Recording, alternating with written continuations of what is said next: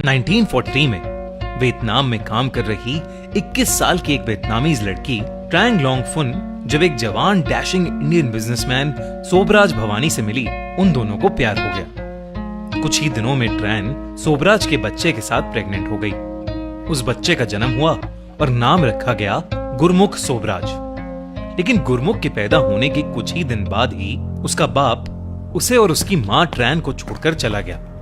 बिना पिता के बड़े होते होते गुरमुख अकेला पड़ गया और उसके दिमाग में अपने पिता के लिए गहरी नफरत पैदा हो गई। उन दिनों इंडोनेशिया को ऑक्यूपाई करने के लिए जापान और फ्रांस में वॉर चल रही थी और इसी बीच ट्रैन ने कुछ सालों बाद एक फ्रेंच आर्मी मैन से गुरमुख के बेहतर फ्यूचर के लिए शादी कर ली। लेकिन जब ट्रैन का दूसरा बच्चा एंड्रे पैदा हुआ तो गुरमुख से धीरे धीरे उसका ध्यान हट गया। गुरमुख बहुत ही ज्यादा अकेला हो गया। उसकी मां और स्टेप फादर गुरमुख को उसके रियल फादर के पास छोड़कर फ्रांस चले गए। उसकी मां की रिक्वेस्ट पर सोबराज भवानी ने गुरमुख को छोटी सी उम्र में ही इंडिया भेज दिया था ताकि उसको इंडियन सिटीजनशिप मिल सके। लेकिन गुरमुख अपने इंडियन रिलेटिव्स से बेइंतहा नफरत करता था, इसलिए वो किसी तरह वहां से भागकर एक शिप में छिपकर वापस इंडोनेशिया आ गया। इसके बाद उसकी मां ने गुरमुख को अपने पास फ्रांस ही बुला लिया। लेकिन फ्रांस में भी एक वाइट कंट्री में मिक्स्ड रेस होने की वजह से उसको हर दिन हर जगह बुलिंग एक्सपीरियंस करनी पड़ती थी। इन सब परेशानियों से बचने के लिए गुरमुख चार्ल्स के पास जाता था। चार्ल्स यानी चार्ल्स चैपलिन, जिसे दुनिया चार्ली चैपलिन के नाम से जानती थी। गुरमुख चार्ली चैपलिन की सारी फिल्म्स देखता और उसकी नकल उतार के बहुत ज्यादा खुश होता। इसी की वजह से जब उसे एक नई फ्रेंच पहचान मिली तो उसने अपना नाम चुना चार्ल्स सोबराज। चार्ल्स ने नए नाम के साथ साथ अपनी एक नई पर्सनालिटी भी बना ली थी, लेकिन उसके घर वाले उस पर फिर भी ध्यान नहीं देते थे। इसी नेग्लेक्ट के चलते जैसे जैसे वो बड़ा होता गया वो छोटे छोटे क्राइम्स करने लगा। चाकू की नोक पर पैसे छीनना, अपने छोटे भाई एंड्रे का इस्तेमाल करके छोटी मोटी दुकानों में चोरी करना। चार्ल्स ने एक बार ऐसे ही अपने भाई के साथ एक रॉबरी करते हुए पकड़े जाने पर अपनी मां से कहा कि मैं किसी भी बेवकूफ से जो भी चाहे करवा सकता हूं। इन क्राइम्स के साथ चार्ल्स ने कई हाई सोसाइटी रेस्टोरेंट्स में भी वर्कर की तरह काम किया, जहां उसके दिल में हाई सोसाइटी लाइफ के लिए ख्वाहिशें बढ़ने लगी और इन्हीं ख्वाहिशों के चलते उसकी रॉबरीज भी बढ़ने लगी, जिसका नतीजा था कि एक रॉबरी करते हुए वो पकड़ा गया और उसे 19 साल की उम्र में ही जेल भेज दिया गया। जेल में चार्ल्स की मुलाकात फेलिक्स से हुई। फेलिक्स एक अमीर और चार्मिंग इंसान था जो प्रिजनर्स की मदद करने और सोशल वर्क के लिए जेल आता जाता रहता था। जेल के सारे ऑफिशियल्स उसकी बात सुनते थे और चार्ल्स उसकी चार्मिंग पर्सनालिटी से बहुत इंप्रेस हो गया था। चार्ल्स फेलिक्स में अपने मिसिंग फादर को देखने लगा। धीरे धीरे चार्ल्स ने भी अपने चार्म का इस्तेमाल करके जेलर्स को इंप्रेस करना शुरू कर दिया। जेलर्स उससे इतना खुश थे कि उन्होंने उसे अपने कमरे में किताबें भी रखने की परमिशन दे दी। चार्ल्स दिन रात ह्यूमन साइकोलॉजी की किताबें पढ़ता रहता। चार्ल्स जब जेल से रिहा हुआ तो वो अपना सारा समय फेलिक्स के साथ बिताने लगा, पर फेलिक्स अंडरवर्ल्ड से कनेक्टेड था और चार्ल्स भी उसके साथ जुड़ गया। चार्ल्स ने अब कार्स चुरा कर बेचना और बाकी अलग अलग तरीकों की रॉबरीज भी करना शुरू कर दिया था। इसी बीच चार्ल्स को शैंटेल नाम की एक लड़की से प्यार हो गया और उन्होंने शादी कर ली। जब गाड़ी चुराते हुए एक बार पुलिस उसके पीछे लगी तो चार्ल्स किसी तरह से वहां से बच के भागा, लेकिन यूरोप उसके लिए उस समय सेफ नहीं था। जाली पेपर्स की मदद से चार्ल्स और शैंटेल इंडिया में मुंबई पहुंच गए।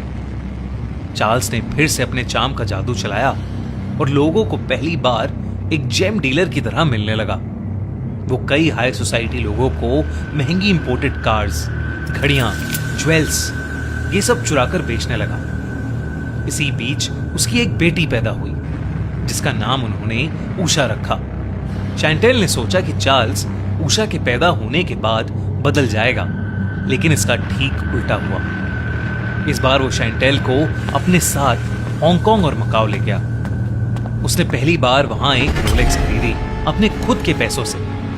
वो फाइनली वो जिंदगी जी रहा था जो उसका हमेशा से सपना रहा था। पर वो इतना लालची हो गया था कि उसने मकाओ में अपनी जिंदगी की सारी कमाई कसीनो में लगा दी और वो हार गया। अब वो एक चाइनीज मनी लेंडर के कर्जे में था। शैंटेल को उस मनी लेंडर गैंगस्टर ने सिक्योरिटी की तरह रख लिया और वो तभी छूट पाई जब चार्ल्स मुंबई जाकर 10,000 रुपए उधार लेकर वापस आया। शैंटेल का अपने और अपनी बेटी के लिए डर बढ़ता जा रहा था। मुंबई पुलिस को जब चार्ल्स पर शक हुआ तो वो दिल्ली भाग गया। उसने वादा किया कि वो उषा के फर्स्ट बर्थडे के लिए वापस आ जाएगा, पर वो नहीं आया। बस अगली सुबह शैंटेल को न्यूज़पेपर में चार्ल्स की खबर मिली। चार्ल्स दिल्ली के अशोका होटल में बहुत ही ज्यादा एक्सपेंसिव ज्वेल्स की आर्म्ड रॉबरी करने के वक्त पकड़ा गया और वो जेल में था। शैंटेल ने अपना सारा सामान पैक किया और वो दिल्ली पहुंच गई। पर इसी बीच चार्ल्स ने अपने भागने का प्लान शुरू कर दिया था। उसने एकदम से अपने पेट में एक तेज दर्द उठने का नाटक किया और पुलिस वालों को कहा कि ये उसका पेंडिसाइटिस का पेन है। पुलिस ने जरा सी भी देरी ना करते हुए उसकी जान के डर से उसे हॉस्पिटल ले जाकर भर्ती कर दिया। इतने में ही शैंटेल वहां आ चुकी थी। चार्ल्स ने शैंटेल को बाहर जाकर पुलिस वालों को बिजी रखने को कहा ताकि चार्ल्स उनकी गिरफ्त से फरार हो सके। शैंटेल ने ठीक वैसा ही किया और चार्ल्स सोबराज एक बार फिर पुलिस की गिरफ्त से भाग निकला। शैंटेल को अरेस्ट कर लिया गया और उनकी बेटी उषा को फ्रांस शैंटेल के पेरेंट्स के पास भेज दिया गया। वहीं चार्ल्स फिर एक बार स्ट्रिक्ट पुलिस चेकिंग के चलते रेलवे स्टेशन से पकड़ा गया। फिर कुछ महीनों बाद चार्ल्स और शैंटेल को बेल मिल गई और देरी ना करते हुए चार्ल्स शैंटेल को लेकर अफगानिस्तान में काबुल चला गया। काबुल में उसने ड्रग डीलर से मिलकर अपनी ड्रग्स की नॉलेज और ज्यादा बढ़ाई और इसी बीच एक बार फिर से उसे जेल हो गई और अब की बार शैंटेल उसे छोड़कर चली गई। जब चार्ल्स जेल से बाहर आया तो उसे पता चला कि शैंटेल अब अपने नए पति और चार्ल्स की बेटी उषा के साथ अमेरिका शिफ्ट हो गए थे। चार्ल्स फिर से वापस इंडिया आया जहां उसकी मुलाकात मैरी से हुई। मैरी चार्ल्स से मिलते ही उसके प्यार में पड़ गई और उसके साथ थाईलैंड शिफ्ट हो गई। वहां चार्ल्स बन गया जेम्स डीलर आना गुटियर और मैरी बन गई उसकी बीवी मोनिक। थाईलैंड में उनकी मुलाकात अजय चौधरी नाम के एक इंडियन आदमी से हुई जो पहले से ही एक बहुत ही डेंजरस क्रिमिनल था। वहां अपने क्राइम्स करने के बाद वो तीनों थाई पुलिस और इंटरपोल से बचते हुए इंडिया आ गए थे।